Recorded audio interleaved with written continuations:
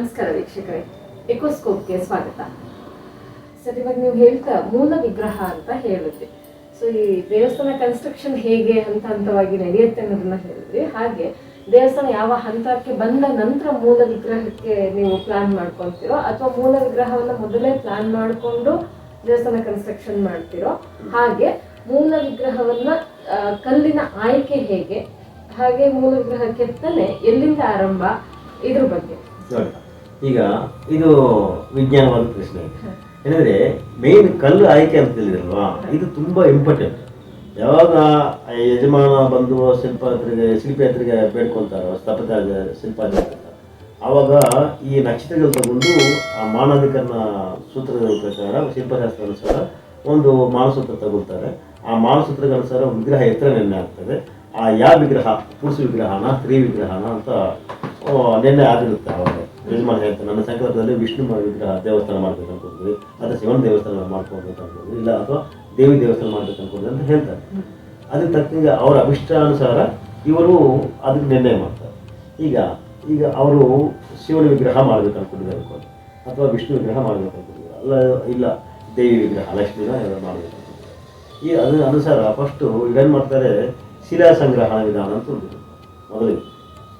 ಅದು ಶಿಲಾ ಎಲ್ಲಿ ಸಿಗುತ್ತೆ, ಇವರು ಗೊತ್ತಿರುತ್ತೆ. ಇವರು ಅದೇ ಕೆಲಸ ಮಾಡೋದ್ರಿಂದ ಇಂಥ ಗಣಿ ಕಾಡಲ್ಲಿ ಗಣಿ ತಗೊಂಡ್ರೆ ಆ ಶಿಲಾ ನಾವು ಸಂಗ್ರಹ ಮಾಡ್ಬೋದು ಗೊತ್ತಿರುತ್ತೆ. ಅದಕ್ಕೂ ಕೂಡ ಒಂದು ನಿಯಮಾನುಸಾರ, ಶಾಸ್ತ್ರೀಯ ನಿಯಮಾನುಸಾರ ಮೇಳತಾಳಗಳೊಂದಿಗೆ, ಸುಮಂಗಲಿಯರೊಂದಿಗೆ, ಜೈಕಾರ ಧ್ವನಿಗಳೊಂದಿಗೆ, ಮತ್ತು ವೇದಘೋಷಗಳೊಂದಿಗೆ ಇವರನ್ನ ಶಿಲ್ಪಿಯನ್ನ, ಸ್ಥಪತಿಯನ್ನ ಪಲ್ಲಕ್ಕಿಯಲ್ಲಿ ಕೂರಿಸಿ ಅವ್ರ ಕೆಲವೊಮ್ಮೆ ನಡ್ಕೊಂಡು ಬರ್ತಾರೆ, ಕೆಲವೊಮ್ಮೆ ಅವರು ಕೂಡ ಪಲ್ಲಕ್ಕಿ ಅಥವಾ ರಾಜರಾಜ ರಥಗಳಿಂದ ಅವರು ಬರ್ತಾರೆ. ಇವ್ರಿಗೊಂದು ರಥ ಇರುತ್ತೆ, ಅವ್ರಿಗೊಂದು ರಥ ಇರುತ್ತೆ. ಈ ರೀತಿ ಒಂದು ಮೆರವಣಿಗೆ ಮಾಡಿಕೊಂಡು ಹೋಗ್ತಾರೆ. ನೋಡಿಕೊಂಡು ಹೋಗಿ ಅಲ್ಲಿ ಕ್ಷೇತ್ರಪಾಲಕ ಪೂಜೆ ಇರುತ್ತೆ. ಯಾವ ಸ್ಥಾನದಲ್ಲಿ ಹಾಗೆ ಕಲ್ಲಾಗಿ ಅದಕ್ಕೆ ಹೊರ ತೆಗಿಬೇಕಂತ ನಿರ್ಣಯ ಮಾಡ್ಕೊಳ್ತಾರೆ. ಅಲ್ಲಿ ಕ್ಷೇತ್ರಪಾಲಕ ಪೂಜೆ ಮಾಡ್ತಾರೆ. ಕ್ಷೇತ್ರಪಾಲಕ ಪೂಜೆ ಮಾಡಿದ ನಂತರ ಆ ಕ್ಷೇತ್ರಪಾಲಕನ ಆವಾಹನ ಮಾಡಿ, ಅಲ್ಲಿ ನೀವು ವಾಸ ಮಾಡಿರುವಂತಹ ಭೂಮಿಯಲ್ಲಿ ಕಲ್ಲಾದರೆ ಭೂಮಿಯಲ್ಲಿ ತೆಗಿಬೇಕಾದ್ರೆ ಅಲ್ಲಿ ಭೂಮಿ ಒಳಗಡೆ ನಿವಾಸವಾಗಿರುವಂತಹ ಜೀವಿಗಳಾಗಲಿ, ಭೂತ ಪೇತ ಪಿಶಾಚಾದಿ ಗಣಗಳಾಗಲಿ, ಎಲ್ಲದಕ್ಕೂ ಉಚ್ಚಾಟನವಾಗಿ ಹೇಳಬೇಕು. ನಾವು ಇದನ್ನು ಅಗಿಬೇಕು. ಇಲ್ಲೇ ನಿವಸಿಸುತ್ತಿರುವಂತಹ ಎಲ್ಲ ಈ ಜೀವಿಗಳಾಗಲಿ, ಈ ಭೂತ ಪೇತ ಇವೆಲ್ಲರೂ ನಮಗೆ ಅನುಕೂಲ ಮಾಡಲಿಕ್ಕೋಸ್ಕರ ನೀವು ಇಲ್ಲಿಂದ ಹೊರಟೋಗಿ ಬೇರೆ ಎಲ್ಲೋ ನೋಡ್ಕೊಳ್ಳಿ ನಿವಾಸ ಅಂತ ಆ ಮಂತ್ರ ಸಮೇತ ಹೇಳಬೇಕು. ಅವನು ಹೇಳಿದ ನಂತರ ಈಗ ಕ್ಷೇತ್ರಪಾಲಕ ಆವಾಹನ ಮಾಡ್ತಿರೋ ಸ್ಥಳದಲ್ಲಿ ಅಲ್ಲಿ ಕ್ಷೇತ್ರಪಾಲಕ ಹೋಮ ಇರುತ್ತೆ. ಹೋಮ ಇದೆಲ್ಲ ಸ್ಥಪತಿಯೇ ಮಾಡಬೇಕು, ಬೇರೆ ಅನ್ಯ ವ್ಯಕ್ತಿಗಳು ಮಾಡೋಂಗಿಲ್ಲ. ಅವರು ಸೈಡ್ ನಿಂತ್ಕೊಂಡು ವೇದಘೋಷ ಮಾಡ್ತಾರೆ ಅಷ್ಟೇ. ಇವರು ಹೇಳಿದಾಗ ಈ ಸೂಕ್ತ ಹೇಳಿ ಅಂತ ಹೇಳಿ ಇವರು ಆಜ್ಞೆ ಕೊಟ್ಟಾಗ ಆ ಸೂಕ್ತ ಪಾಲನೆ ಮಾಡ್ತಿರ್ತಾರೆ. ಇವ್ರ ಜೊತೆ ಅವರು ವ್ಯಕ್ತಿಗಳು ಕೂಡ ಪಾಲನೆ ಮಾಡ್ತಾ ಇರ್ತಾರೆ. ಜಸ್ಟ್ ಸಪೋರ್ಟಿವ್ ಆಗಿ ಇರ್ತಾರೆ ಅಷ್ಟೇ. ಇಲ್ಲಿ ಮಾಡಬೇಕಾಗಿರೋರು ಶಿಲಾ ಸಂಗ್ರಹದಿಂದ ಪ್ರತಿಷ್ಠಾಪನೆವರೆಗೂ ಶಿಲ್ಪಿಯೇ ಮಾಡಬೇಕು. ಅಂದರೆ ಸ್ಥಾಪನಾಚಾರ್ಯ ಇವರು ಸ್ಥಪತಿಯೇ ಮಾಡಬೇಕಾದ್ರೆ ಇವೆಲ್ಲ ವೇದಕೃತ್ವ ಅಂತ. ಈಗ ಶಿಲ್ಪಕೃತು ವೇದಕೃತ್ವ ಇವರೇ ಮಾಡಬೇಕು. ಅವರೇನಂದ್ರೆ ಸಹಾಯಕರಾಗಿರ್ತಾರೆ, ವೇದಘೋಷ ಮಂಗಲಕರ. ಆದ್ದರಿಂದ ಅವ್ರನ್ನೊಂದು ಕರ್ಕೊತಾರೆ. ಅವರು ವೇದ ಮಂತ್ರ ಪಾರಾಯಣ ಮಾಡುತ್ತಾ ಬರ್ತಾರೆ. ಮತ್ತೆ ಅಲ್ಲೂ ಆ ಸೂಕ್ತವಾದ ಯಜ್ಞಗಳಿಗೆ ಯಾವ ಮತದಿಂದ ಮಾಡ್ತಾರೋ ಅವ್ರು ಗೊತ್ತಿಲ್ಲಂದ್ರೆ ಅವ್ರು ಸೈಲೆಂಟ್ ಆಗ್ತಾರೆ. ಇವರೇ ಮಾತ್ರ ಉಚ್ಚಾರಣೆ ಮಾಡಿಕೊಂಡು ಇವರು ಆವಿಷ್ ಮಾಡ್ಕೊಳ್ತಾರೆ, ಯಜ್ಞ ಹವನ ಮಾಡಿ ಮತ್ತೆ ಬಲಿ ಪ್ರದಾನ ಮಾಡ್ತಾರೆ. ಅಂದರೆ ಆ ಕ್ಷೇತ್ರಗಳು ಬಲಿ ಕೊಟ್ಟು ಎಲ್ಲ ಆಜ್ಞೆ ಶುರು ಮಾಡ್ತಾರೆ. ಇದೇ ರೀತಿ ಆ ದೇವಸ್ಥಾನ ಬೇಕಾಗಿರೋ ವೃಕ್ಷಗಳು ಕೂಡ ಸಂಗ್ರಹ ಮಾಡಬೇಕಾಗುತ್ತೆ. ಆ ಕಿಟಕಿ ಬಾಗಿಲು ಇವೆಲ್ಲ ಮಾಡಬೇಕಾಗುತ್ತೆ, ದರ್ವಾಜ ಎಲ್ಲ. ಅದಕ್ಕೆ ಕೂಡ ಆ ವೃಕ್ಷ ಸಂಗ್ರಹ ಇದೇ ರೀತಿ ಇರುತ್ತೆ. ಆ ವೃಕ್ಷ ಸಂಗ್ರಹಕ್ಕೂ ಸೇಮ್ ಕ್ಷೇತ್ರಪಾಲಕ ಪೂಜೆ ಎಲ್ಲ ಮಾಡಿಕೊಂಡು ಆ ವೃಕ್ಷದ ಮೇಲೆ ವಾಸವಾಗಿರುವಂತಹ ಹಾಕಿಗಳಾಗಲಿ, ಎಲ್ಲ ರೀತಿ ಜೀವಿಗಳು, ಸರೀಸೃಪಗಳು, ಹಕ್ಕಿಗಳು, ಮತ್ತು ಭೂತ ಪಿತ್ತ ಪಿಶಾಚಗಳು ಇರ್ತವೆ.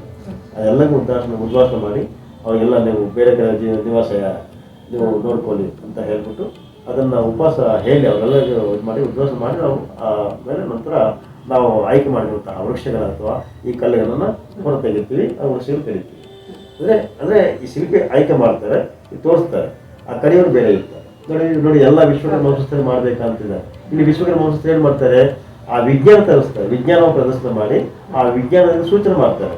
ಆ ಕರಿಯವರು ಬೇರೆ ಇರ್ತಾರೆ, ಅಲ್ಲಿ ಶೂದ್ರ ಕಿಟಕಿ ಬಾಗಿಲು ಇದೆಲ್ಲವನ್ನು ಯಾರು ಮಾಡ್ಬೇಕೋ ಅವ್ರು ಮಾಡಿದ್ರೆ ಅದು ಕೂಡ ನೋಡಿ, ವಾಸ್ತು ಸಂಬಂಧಪಟ್ಟಿರುವಂತಹ ಗೃಹೋಪಯೋಗಕ್ಕಾಗಿ ಅಥವಾ ದೇವಸ್ಥಾನ ಉಪಯೋಗಕ್ಕಾಗಿ ಮಾಡುವ ಎಲ್ಲ ಪ್ರತಿ ಉಪಕರಣಗಳು ಕೂಡ ವಿಶ್ವಕರ್ಮ ಹಸ್ತದಿಂದಲೇ ಮಾಡಬೇಕು. ಆವಾಗಲೇ ಮಾಡೋರಿಗೂ ಮಾಡಿಸೋರಿಗೂ ಶುಭ ಉಂಟಾಗುತ್ತೆ. ಆದ್ರಿಂದ ಅವರು ದಿನ ದಿನ ಪ್ರವೃತ್ತಿಮಾನ ಆಗ್ತಾರೆ, ಅಭಿವೃದ್ಧಿ ಆಗ್ತಾರೆ. ಯಾಕಂದ್ರೆ ಇವರು ಶುಭಕ್ಕಾಗಿ ಮಾನವ ಅಭಿವೃದ್ಧಿಕ್ಕಾಗಿಯೇ ಹುಟ್ಟಿರುವಂತಹ ಜನಾಂಗ ವಿಶ್ವಕರ್ಮ ವಂಶಸ್ಥರು. ನಾಗರಿಕ ಸಂಸ್ಕೃತಿ ಹೇಗೆ ಬೆಳೆಯಿತು, ವಿಜ್ಞಾನವಾದಂತಹ ಅಂತ ಸಂಸ್ಕೃತಿ ಬೆಳೆಯಲಿಕ್ಕೆ ಕಾರಣನೇ ಇವರು ವಿಜ್ಞಾನದಿಂದನೇ ಎಲ್ಲವನ್ನೂ ಸೃಷ್ಟಿ ಮಾಡಿ ಒಂದೊಂದು ಆದಿ ಕಾಲದಿಂದನೂ ನೋಡಿ. ಈಗ ಪಾಶ್ಚಾತ್ಯರು ಕ್ರಿಶ್ಚಿಯನ್ಸ್ ಏನಂತಾರೆ, 2,000 ವರ್ಷ ಹಿಂದೆ ನಮ್ಗೇನು ಇರಲಿಲ್ಲ, ಎಲೆಗಳು ಇಟ್ಕೊಂಡು ಇದ್ದಿದ್ದೀವಿ ನಾವು ಅಂತ ಹೇಳ್ತಾರೆ, ಅವ್ರು ಬೈಬಲ್ ಬರ್ಕೊಂಡಿರ್ತಾರೆ. ಆದರೆ ಲಕ್ಷಾಂತರ ವರ್ಷಗಳ ಹಿಂದೆ ಇದ್ರ ಪ್ರಕಾರ, ಭಗವದ್ಗೀತೆ ಪ್ರಕಾರ 17 ಲಕ್ಷ ಸತ್ಯಯುಗ, 17 ಲಕ್ಷ ಸಮಥಿಂಗ್ ಇರುತ್ತೆ. ಅಷ್ಟು ವರ್ಷಗಳ ಹಿಂದೆನೇ ನಾವು ರಥಗಳನ್ನು ಉಪಯೋಗ ಬಳಸಿದ್ದೀವಿ, ಆಭರಣಗಳು ಹಾಕೊಂಡಿದ್ವಿ, ರೇಷ್ಮೆ ವಸ್ತ್ರಗಳು ನಾವು ಧರಿಸಿದ್ದೀವಿ. ಒಳ್ಳೆ ಸುಖವಂತವಾದ ಮನೆಗಳನ್ನು, ಕೋಟೆಗಳನ್ನು ನಿರ್ಮಾಣ ಮಾಡಿಕೊಂಡು ಅಷ್ಟೊಂದು ವಿಲಾಸವಂತವಾದ ಜೀವನವನ್ನು ನಡೆಸಿದ್ದೇವೆ ನಾವು. ಯಾರು? ಸನಾತನ ಭಾರತೀಯರು, ಸನಾತನ ಧರ್ಮೀಯರು. ಇದು ನಮ್ಮ ಭಾರತದ ಹೈಂದವ ಧರ್ಮದ ವಿಶಿಷ್ಟತೆ. ಹೌದು, ಅದರಲ್ಲಿ ನಾವು ಒಪ್ಕೊಳ್ಳೇಬೇಕು ವೀಕ್ಷಕರೇ. ಇಂದು ನಮ್ಮ ಭಾರತದಲ್ಲಿ ಸಂಸ್ಕೃತ, ಕಲೆ, ಸಾಹಿತ್ಯ ಇದೆಲ್ಲ ಉಳಿಬೇಕು ಅಂತಂದ್ರೆ ವಿಶ್ವಕರ್ಮರ ಕೊಡುಗೆ ಸಾಕಷ್ಟು ಇದೆ. ಅದನ್ನ ನಾವ್ಯಾರು ತೆಗೆದಾಕುವಂತ ಮಾತಲ್ಲ ಅದು. ಸರ್, ಇವಾಗ ವಿಷಯಕ್ಕೆ ಬರೋದಾದ್ರೆ, ದೇವಸ್ಥಾನದಲ್ಲಿ ಗೋಪುರ ಅನ್ನೋದು ಪ್ರಮುಖ ಸ್ಥಾನವನ್ನ ವಹಿಸುತ್ತೆ. ಹಾಗೆ ಯಾವುದೇ ದೇವಸ್ಥಾನಕ್ಕೆ ಹೋದ್ರೂ ಫಸ್ಟ್ ಕಲಶವನ್ನ ದರ್ಶನ ಮಾಡಿ ಅಂತ ಹೇಳ್ತಾರೆ. ಇದರ ಹಿನ್ನೆಲೆಯಲ್ಲಿ ಇದು ಒಂದು ಒಳ್ಳೆ ವಿಜ್ಞಾನದಾಯಕವಾದ ಪ್ರಶ್ನೆ. ಇದು ಎಲ್ಲರಿಗೂ ಗೊತ್ತಿಲ್ಲ, ಇದು ಯಾರಿಗೂ ಗೊತ್ತಿಲ್ಲ ಆಕ್ಚುಲಿ ಈ ವಿಚಾರ. ಯಾಕಂದ್ರೆ ಕಲಶ ನಮಸ್ಕಾರ ಮಾಡಬೇಕು, ಶಿಖರ ದರ್ಶನ ಮಾಡ್ಬೇಕಂತ ಅನ್ಕೊಳ್ತಾರೆ ಅಂತ. ಅದಕ್ಕಾಗಿ ಯಾಕೆ ಮಾಡ್ಬೇಕು ಅನ್ನೋದು ಗೊತ್ತಿಲ್ಲ ವಿಚಾರ. ಒಳ್ಳೆ ಪ್ರಶ್ನೆ ಆಕ್ಚುಲಿ, ಧನ್ಯವಾದ. ನೋಡಿ, ಈಗ ಶಿಲ್ಪಿಗಳು ದೇವಸ್ಥಾನ ಕಟ್ಟೋದಕ್ಕೆ ಒಂದು ಪರಿಕಲ್ಪನೆ ಇದೆ ಅವರಲ್ಲಿ. ಈಗ ದೇವಸ್ಥಾನ ನಿರ್ಮಾಣ ಮಾಡುವಾಗ ಆ ಪ್ಲಾನ್ ನಕ್ಷೆ ತಯಾರಿ ಮಾಡುವಾಗಲೇ ಪ್ರಾಸಾದ ಪುರುಷ, ವಾಸ್ತು ಪುರುಷ ನಿರ್ಣಯ ಮಾಡ್ಕೊತಾರೆ. ವಾಸ್ತು ಪುರುಷ ಅಂದರೆ ಮಲಗಿರ್ತಾರೆ, ಪ್ರಾಸಾದ ಪುರುಷ ನಿಂತಿರ್ತಾರೆ. ಈಗ ಏನು ಗರ್ಭಾಲಯ ಇದೆಯೋ ಆ ಗರ್ಭಾಲಯ ಅಂದರೆ ಅದೇ ವಿಶ್ವಕರ್ಮನ ದೇಹ, ಪರಮಾತ್ಮನ ದೇಹ ಅಂತಲೇ ವಾಸ್ತು ಪುರುಷ, ಪ್ರಾಸಾದ ಪುರುಷ ಇಬ್ಬರು ಕೂಡ ವಿಶ್ವಕರ್ಮನ ಇನ್ನೊಂದು ಪರ್ಯಾಯ ನಾಮಗಳು. ವಾಸ್ತುಪುರುಷ, ಪ್ರಾಸಾದ ಪುರುಷ ಪುರಾಣದಲ್ಲಿ ಹೇಳಿರುವಂತಹ ಯಾವುದೋ ರಾಕ್ಷಸ ಭೂಮಿಯಲ್ಲಿ ಬೀಳ್ತಾನೆ, ಅಲ್ಲಿ ಅವರು ಮತ್ತೆ ಎದ್ದು ನಿಂತ್ಕೊಂಡ್ರೆ ಎಲ್ಲ ದೇವತೆಗಳು ಯಾವ ಮೂಲ ಕೂತ್ಕೊಳ್ತಾರೆ, ಇದೆಲ್ಲ ಕಲ್ಪಿತ ಕಥೆ. ಆದರೆ ವೇದ ಹೇಳ್ತಿರೋದು ವಾಸ್ತುಪುರುಷ, ಪ್ರಾಸಾದ ಪುರುಷ ಇಬ್ಬರು ಕೂಡ ವಿಶ್ವಕರ್ಮನ ಒಂದು ಅನ್ಯ ಹೆಸರುಗಳು. ಅವರು ಹೇಳಿದ್ರೆ ಪ್ರಾಸಾದ ಪುರುಷ ಅಂದರೆ ಈಗ ನಿಂತಿರುವಾಗ ನೋಡಿ, ಈ ಪಾದಗಳು ನಾನು ಹೇಳಿದ್ದೆ ಹಿಂದೆ ಹೇಳಿದೆ, ಆ ಷಡಾಧಾರ ಪ್ರತಿಷ್ಠಾಪನೆ ವಿಧಾನ ಅಂತ ಗರ್ಭಗುಡಿ ಮಧ್ಯದಲ್ಲಿ ಮಾಡ್ತಾರೆ. ಅದೇನಂದ್ರೆ ಈ ಯಜಮಾನ ಎತ್ತರ ಅಥವಾ 9 ಅಡಿ ಆಳ ಅಗೆದು ಅಲ್ಲಿಂದ ಆಧಾರ ಶಿಲೆ, ನಪುಂಸಕ ಶಿಲೆ, ಮತ್ತೆ ಶಿಲಾ ಪದ್ಮ, ಶಿಲಾ ಕಳಸ, ಆ ಕಳಸದಲ್ಲಿ ತುಂಬಿರುವಂತಹ ನವರತ್ನಗಳು, ಖನಿಜಗಳು, ಚಿನ್ನ, ಬೆಳ್ಳಿ ಆಭರಣಗಳೆಲ್ಲ ಹಾಕಿ ಅದರ ಮೇಲೆ ಒಂದು ಮುಚ್ಚಳ ಹಾಕಿ ಅದ್ರ ಮೇಲೆ ಪೂರ್ಣ ಒಂದು ಟೋಟೈಸ್ ಆಮೆ, ಶಿಲಾ ಆಮೆ, ನಂತರ ಬೆಳ್ಳಿಯ ಸ್ವರ್ಣ ಕಮಲ, ಅದರ ಮೇಲೆ ಸ್ವರ್ಣ ಆಮೆ, ಮತ್ತೆ ಅದರ ಮೇಲೆ ಒಂದು ಶಂಕು ಸ್ಥಾಪನೆ ಮಾಡಿ ಅದನ್ನ ಈ ಅಡಿಯಿಂದ ವಿಗ್ರಹ ಸ್ಥಾನ ಇರುತ್ತಲ್ವ, ಆ ವಿಗ್ರಹ ಪೀಠಕ್ಕೆ ಸಂಧಾನ ಮಾಡ್ತಾರೆ. ಇದು ಷಡಾಧಾರ ಪ್ರತಿಷ್ಠಾಪನೆ ವಿಧಾನ ಅಂತ. ಅಲ್ಲಿ ಏನು ಆಧಾರ ಶಿಲೆ ಇಟ್ಟಿದೆ 9 ಅಡಿ ಆಳ, ಅದು ಪ್ರಾಸಾದ ಕೃಷ್ಣ ಪಾದ ಇರುತ್ತೆ. ಅಲ್ಲಿಂದ ಸೊಂಟ ಮೇಡ್ರ ನಂತರ ನಾಭಿ, ಅದು ಗರ್ಭ ಪ್ರದೇಶ ಏನಿದೆಯೋ ಆ ಗರ್ಭ ಎಲ್ಲ ಕೂಡ ಗರ್ಭಾಲಯದ ಗರ್ಭ.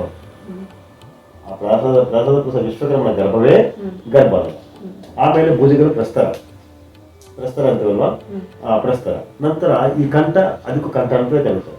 ಯಾಕೆ ಈ ಪ್ರಾಸಾದ ಪುರುಷನ ಅಂಗಗಳು ಪಾದ, ಉದರ, ವಕ್ಷಸ್ಥಲ, ಭುಜಗಳು, ಆಮೇಲೆ ಕಂಠ, ಮುಖಕ್ಕೆ ಶಿಖರ ಅಂತ.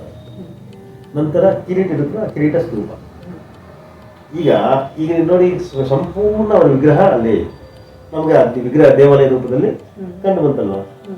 ಕಿರೀಟ, ಮುಖ, ಕಂಠ, ಭುಜಗಳು, ವಕ್ಷಸ್ಥಲ, ಹೃದಯ, ಗರ್ಭ, ಆಮೇಲೆ ಮೇಡ್ರ ಮೂಲದಿಂದ ಪಾದಗಳು ನಮ್ಗೆ ಕಾಣಿಸೋದಿಲ್ಲ, ಭೂಮೂಲಕ್ಕೆ ಇರುತ್ತೆ. ಅರ್ಥ ಆಯ್ತಾ? ಇಡೀ ಆ ದೇಹವೇ ವಿಶ್ವಕರ್ಮ ಪರಮಾತ್ಮದಾದ್ರೆ ಆ ಗರ್ಭದಲ್ಲಿ ಇದ್ರೇನು ಇಲ್ದಿದ್ರೇನು? ಅರ್ಥ ಆಯ್ತಾ? ಈಗ ವಾಸ್ತು ಪುರುಷ ನೋಡೋಣ. ವಾಸ್ತು ಪುರುಷ ಹೇಗೆ ಮಲಗಿರ್ತಾರೆ, ಮಲಗಿದ್ದಾಗ ಅವರು ಗುರುಮಧ್ಯ ಸ್ಥಾನ ಏನಿದೆಯೋ ಅಲ್ಲಿ ಗರ್ಭಗುಡಿ ನಿರ್ಮಾಣ ಮಾಡ್ತಾರೆ. ಈಗ ಈ ಬಾಹುಗಳೇ ಪ್ರಾಹಾರ ಅಂತ, ಈ ಪಾದಗಳು ರಾಜಗೋಪುರ.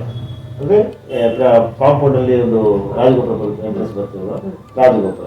ಮರ್ಮಸ್ಥಾನ ಧ್ವಜಸ್ತಂಭ, ಬಲಿಪೀಠ ಅಂತ ಮುಂದೆ ಬರುತ್ತೆ, ವಾಹನ ಮಂಟಪ. ನಂತರ ಈಗ ಈ ಮುಖ ಆಯ್ತಲ್ವಾ, ಗರ್ಭಗುಡಿ ಭೂಮಧ್ಯ, ಅದು ಮುಖ ಎಲ್ಲ ಗರ್ಭಗುಡಿ ಆಗ್ತದೆ, ಅಂದ್ರೆ ವಿಗ್ರಹಸ್ಥಾನ ಭೂಮಧ್ಯ. ನಂತರ ಕಂಠನೇ ಅದು ಅಂತರಾಳ ಅಂತ ಕರಿತೀವಿ. ಗರ್ಭಗುಡಿ ನಂತರ ಅಂತರಾಳ ಬರುತ್ತೆ, ಅಂತರಾಳ ಕಂಠ. ನಂತರ ಛಾತಿ ಭಾಗ ಮುಖ ಮಂಟಪ ಅಂತ. ಆಮೇಲೆ ಈ ಹೃದಯ ಹೊಟ್ಟೆ ಭಾಗ ಅದು ಮಹಾಮಂಟಪ ಅಂತೀವಿ. ಮರ್ಮಸ್ಥಾನ ಅಲ್ಲಿ ವಾಹನ ಮಂಟಪ ಇರುತ್ತೆ. ನಂತರ ಬಲಿಪೀಠ ಇರುತ್ತೆ, ಬಲಿಪೀಠ ನಂತರ ಧ್ವಜಸ್ತಂಭ.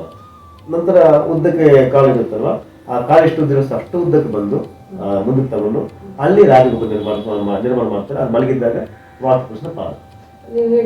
ನೋಡಿ, ಇದು ಇಡೀ ವಿಶ್ವಕರ್ಮ ಪರಮಾತ್ಮನ ಆ ಪರಮಾತ್ಮ ಪುರುಷನ ಅವರ ದೇಹ ಒಳಕ್ಕೆ ನಾವು ಪ್ರವೇಶ ಮಾಡ್ತೀವಿ.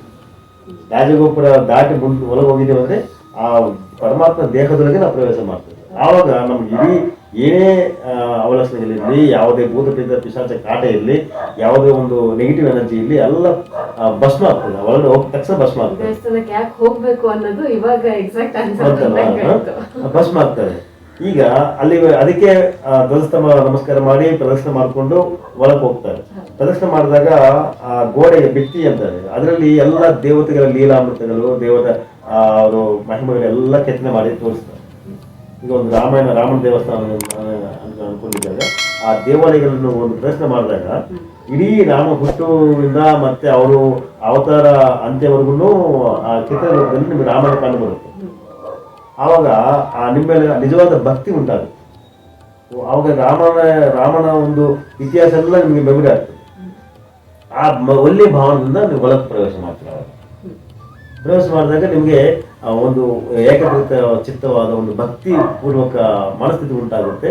ಅಲ್ಲಿ ಹೋದಾಗ ನಿಮಗೆ ಎಲ್ಲ ರೀತಿ ಅನುಕೂಲತೆ ಸಿದ್ಧತೆ ಆಗುತ್ತೆ.